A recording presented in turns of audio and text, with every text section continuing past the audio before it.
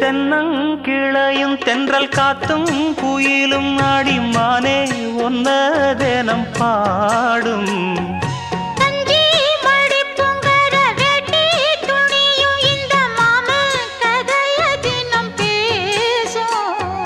பொள்ளாச்சி சந்தையில கொண்டாந்த சிலையில சாயம் இன்னும்